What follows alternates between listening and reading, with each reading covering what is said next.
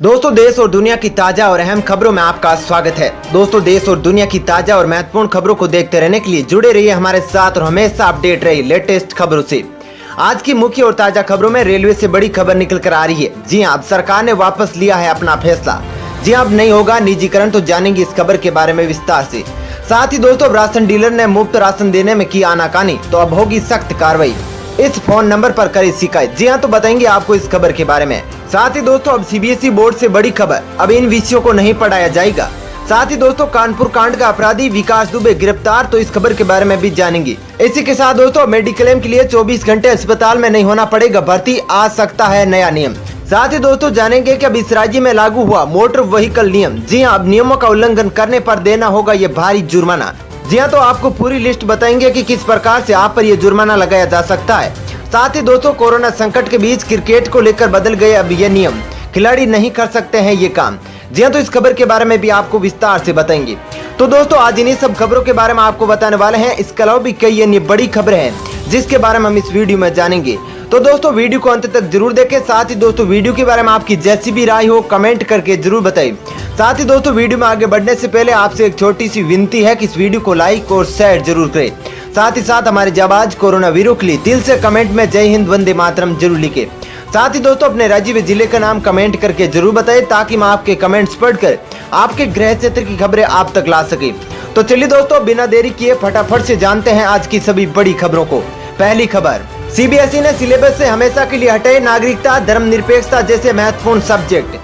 जी दोस्तों, महामारी के दौर में बच्चों पर से पढ़ाई का बोझ हल्का करने के लिए केंद्र सरकार ने बड़ा फैसला लेते हुए केंद्रीय माध्यमिक शिक्षा बोर्ड की कक्षा 9 से 12वीं तक छात्रों का सिलेबस 30% तक कम कर दिया है।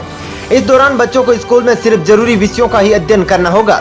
बता दें कि केंद्र के निर्देश के बाद सीबीएसई ने पाठ्यक्रम में लोकतांत्रिक अधिकार, फूड सिक्योरिटी, संघवाद, नागरिकता और निरपेक्षवाद जैसे अहम चैप्टर हटा दिए हैं। चलिए दोस्तों, जानते हैं अगली खबर। मेडिक्लेम के लिए 24 घंटे अस्पताल में नहीं होना पड़ेगा भर्ती, आ सकता है नया नियम। जी दोस्तों, इन दिनों मेडिक्लेम बेहद ही जरूरी है, लेकिन किसी भी बीमारी के इलाज के लिए होने वाले खर्च का वहन करने के लिए बीमा कंपनियों की कुछ शर्तें होती है, और इन शर्तों में सबसे महत्वपूर्ण होती है 24 घंटे का हॉस्पिटलाइजेशन। लेकिन अब ऐसा नहीं होगा, जल्द ये नियम बदल सकता है, जिसके अनुसार आपको मेडिक्लेम लेने के लिए 24 घंटे अस्पताल में भर्ती रहने की शर्त का सामना नहीं करना पड़ेगा। ऐसा इसलिए होगा क्योंकि कई बीमा कंपनियां कुछ बीमारियों के मामले में इस शर्त को खत्म करने के पक्ष में हैं। खबरों के अनुसार बीमा कंपनियां अपने ग्राहकों को मेडिक्लेम का फायदा तब भी देने के लिए तैयार है जब वो 24 घंटे से कम समय के लिए अस्पताल में भर्ती रहा हो। चलिए दोस्तों, अब जानते हैं अगली खबर। मध्य प्रदेश की कॉलेजों में सितंबर से होगी परीक्षा। जी दोस्तों, मध्य प्रदेश के सरकारी विश्वविद्यालयों से संबंध प्राइवेट और सरकारी कॉलेजों की अंतिम सेमेस्टर या वर्ष की कक्षाओं में इस साल सितंबर में परीक्षाएं आयोजित कराई जाएगी। विश्वविद्यालय अनुदान आयोग की नई गाइडलाइन के आधार पर सरकार ने यह निर्णय लिया है। दरअसल इसके पहले सरकार ने निर्णय लिया था कि सभी कक्षाओं में जनरल प्रमोशन किया जाएगा। हालांकि जो छात्र अपने अंक सुधारने के मकसद से परीक्षा देना चाहते थे वे परीक्षा दे सकेंगे, लेकिन अब आयोग की नई गाइडलाइन के कारण अंतिम सेमेस्टर या वर्ष की अंतिम परीक्षा सभी छात्रों को देना अनिवार्य होगा। चलिए दोस्तों, अब जानते हैं अगली खबर। प्रदेश में संशोधित मोटर व्हीकल नियम लागू, अब देना होगा भारी जुर्माना। जी दोस्तों, करीब 10 महीने बाद राज्य सरकार ने प्रदेश में संशोधित मोटर व्हीकल एक्ट के प्रावधानों को लागू कर दिया है। दरअसल मुख्यमंत्री अशोक गहलोत की मंजूरी के बाद बुधवार शाम को परिवहन विभाग ने इसे लेकर नोटिफिकेशन जारी कर दिया है। इसके तहत अगर आप प्रदेश में ट्रैफिक नियमों का उल्लंघन करते हैं तो ये आपके लिए महंगा नहीं, काफी महंगा पड़ सकता है। दरअसल केंद्र सरकार ने 1 सितंबर 2019 को मोटर व्हीकल एक्ट 1988 में संशोधित प्रावधानों को पूरे देश में लागू कर दिया था। ऐसे में अगर आप ट्रैफिक नियमों के पालन में लापरवाही बरतते हैं तो आपको कुछ महंगा पड़ सकता है। जी हाँ, इसके तहत बता दें कि बिना हेलमेट 1000 रूपए, बिना सीट बेल्ट 1000 रूपए, 2 व्हीलर पर 3 सवारी होने पर 1000 रूपए, बिना इंश्योरेंस वाहन होने पर 2000 रूपए, बिना लाइसेंस वाहन होने पर 5000 रूपए और तेज गति से बाइक व कार चलाने पर 1000 रूपए, तेज गति से टूरिस्ट व भारी वाहन चलाने पर 2000 रूपए जुर्माना होगा। वहीं एम्बुलेंस और फायर ब्रिगेड को रास्ता नहीं देने पर 10,000 रूपए का जुर्माना लगाया जाएगा। चलिए दोस्तों, अब जानते हैं अगली खबर। कोरोना की वजह से बदले क्रिकेट के रूल, जाने क्या है नए नियम। जी दोस्तों, कोरोना संक्रमण के खतरे को कम करने के लिए आईसीसी ने क्रिकेट के मैचों के लिए नियमों में कई अस्थायी बदलाव किए हैं। जैसे गेंदबाज अब गेंद पर सलाइवा यानी लार का इस्तेमाल नहीं कर सकेंगे। ऐसा गेंदबाज आमतौर पर गेंद को स्विंग कराने के लिए करते हैं। लेकिन वो अब ऐसा नहीं कर पाएंगे और अगर उन्होंने नियम तोड़ा तो 2 बार चेतावनी दी जाएगी और तीसरी बार नियम तोड़ने पर 5 रनों की पेनल्टी लगेगी, यानी विरोधी टीम के खाते में 5 रन जुड़ जाएगी। साथ ही सोशल डिस्टेंसिंग का नियम मैदान पर भी लागू होगा और इसका मतलब यह है कि विकेट गिरने, बाउंड्री लगने या मैच जीतने पर खिलाड़ी एक दूसरे के हाथ मिलकर या गले मिलकर जश्न नहीं मनाएंगे। साथ ही मैच के दौरान सैनिटाइजेशन को लेकर भी अलग से ब्रेक होगा। चलिए दोस्तों, अब जानते हैं अगली खबर। मुफ्त राशन देने में की आनाकानी तो अब होगी सख्त कार्रवाई, इस फोन नंबर पर करे शिकायत। जी हां दोस्तों, पीएम मोदी की अध्यक्षता वाली कैबिनेट ने बुधवार को गरीब कल्याण अन्न योजना के विस्तार की मंजूरी दे दी है। इस बात की जानकारी खुद वित्त मंत्री निर्मला सीतारमण ने ट्वीट कर दी। बता दें कि केंद्र सरकार ने इस योजना के तहत 81 करोड़ से भी ज्यादा लोगों को नवंबर 2020 तक मुफ्त में अनाज देने का ऐलान किया था। साथ ही इस योजना में उन लोगों को भी अनाज दिया जा रहा है जिनके पास राशन कार्ड नहीं है। जिनके पास राशन कार्ड है उनको इस योजना का लाभ उठाने के लिए आधार कार्ड होना जरूरी है। ऐसे में अगर किसी कार्ड धारक को मुफ्त अनाज लेने में दिक्कत आ रही है तो वे इसकी शिकायत संबंधित जिला खाद्य एवं पूर्ति नियंत्रक कार्यालय में या फिर राज्य उपभोक्ता सहायता केंद्र पर कर सकते हैं। इसके लिए सरकार ने टोल फ्री नंबर 1800-180-2087 पर तथा 1800-212-5512 और 1967 जारी किया है। चलिए दोस्तों, अब जानते हैं अगली खबर। पीयूष गोयल का बड़ा बयान, नहीं होगा ट्रेनों का निजीकरण।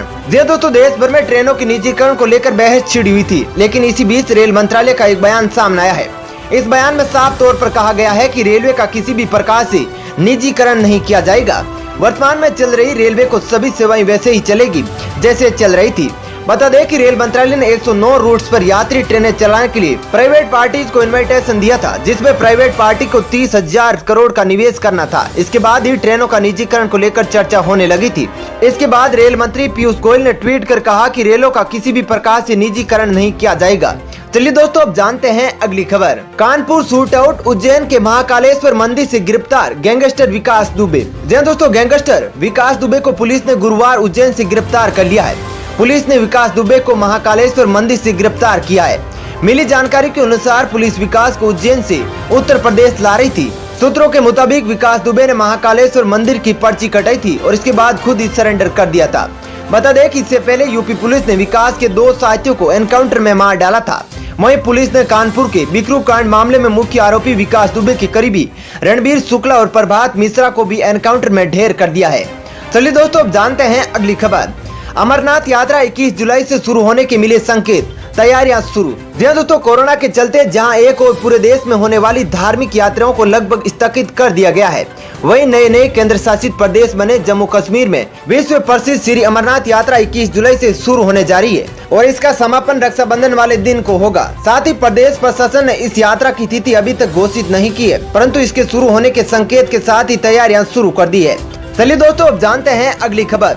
पूर्व सैनिकों के अविवाहित और दिव्यांग बेटे भी होंगे स्वास्थ्य सेवाओं के लाभार्थी। जी हां दोस्तों, रक्षा मंत्रालय ने पूर्व सैनिकों और उनके परिवारों को हेल्थ केयर देने के लिए बनी scheme ex serviceman contributory health scheme के तहत पूर्व सैनिकों के 25 साल या उससे अधिक आयु के अविवाहित और दिव्यांग बेटों को लाभार्थी बनाने का फैसला लिया है। इस योजना के तहत परिवार के एक कोरोना पीड़ित मरीज को ऑक्सीजन देने का खर्च उठाने का भी ऐलान किया गया है। उल्लेखनीय है कि अब तक पूर्व सैनिकों के 25 साल तक के अविवाहित, स्थायी रूप से दिव्यांग और वित्तीय रूप से आश्रित बेटों की स्वास्थ्य सेवा का लाभ नहीं मिलता था, क्योंकि उन्हें 25 साल का होने के बाद ही आश्रित नहीं माना जाता था। चलिए दोस्तों, अब जानते हैं अगली खबर। देश में पहली बार कोरोना का नया रूप आया सामने। 4 बार नेगेटिव आने के बाद भी शरीर में मिली एंटीबॉडी। जी दोस्तों, देश में पहली बार कोरोना वायरस का एक नया रूप सामने आया है। देश के सबसे बड़े अखिल भारतीय आयुर्विज्ञान संस्थान यानी एम्स दिल्ली में भर्ती रही एक मरीज का 4 बार नेगेटिव होने के बाद ही उसके शरीर में कोरोना वायरस के खिलाफ एंटीबॉडी मिली है। ये एंटीबॉडी किसी इंसान के शरीर में तभी बन सकती है जब वो कोरोना वायरस से संक्रमित हो। बता दें कि करीब 5 से 7 दिन एंटीबॉडी बनने में समय लगता है। यही एंटीबॉडी मरीज के शरीर में संक्रमण के खिलाफ लड़ने का काम करती है। बता दें कि दिल्ली एम्स में जीरियाट्रिक विभाग में एक महिला मरीज को कई दिनों से भर्ती किया गया था। डॉक्टरों ने संक्रमण संदिग्ध होने के चलते 12 दिन में 4 बार RT-PCR के जरिए कोरोना वायरस की जांच कराई, लेकिन हैरानी वाली बात यह है कि एक भी जांच में संक्रमण की पुष्टि नहीं हो सकी। यह सभी जांच दिल्ली एम्स की अत्याधुनिक सुविधाओं से लैस प्रयोगशालाओं में की गई थी। चलिए दोस्तों, जानते हैं अगली खबर। बड़ी खबर, व्हाट्सएप, फेसबुक, इंस्टाग्राम हो सकते हैं आपस में मर्ज। अब तीनों पर एक साथ चैट कर सकेंगे यूजर्स। जी दोस्तों, दुनिया के सबसे बड़े social media platform WhatsApp, Instagram और फेसबुक मर्ज हो सकते हैं। दरअसल पिछले कई दिनों से ऐसी चर्चा है कि तीनों बड़े सोशल मीडिया प्लेटफॉर्म आपस में मर्ज हो सकते हैं। बता दें कि पिछले साल फेसबुक प्रमुख मार्क जुकरबर्ग ने यह स्पष्ट किया था कि उनके पास भविष्य में एक अद्वितीय सेवा प्रदान करने के लिए तीनों प्लेटफॉर्म को मर्ज करने का प्लान है। यानी फेसबुक प्लेटफॉर्म पर व्हाट्सएप, इंस्टाग्राम के यूजर्स भी आपस में संवाद कर सकेंगे। दोस्तों फिलहाल इस वीडियो में इतना ही। ऐसे ही खबरें देखते रहने के लिए आप हमारे चैनल को सब्सक्राइब कर ले। साथ ही दोस्तों वीडियो के बारे में आपकी जैसी भी राय हो कमेंट करके जरूर बताएं। और दोस्तों यदि आप भी हमारी मेहनत को सपोर्ट करना चाहते हैं तो इस वीडियो को लाइक और शेयर जरूर करें। धन्यवाद।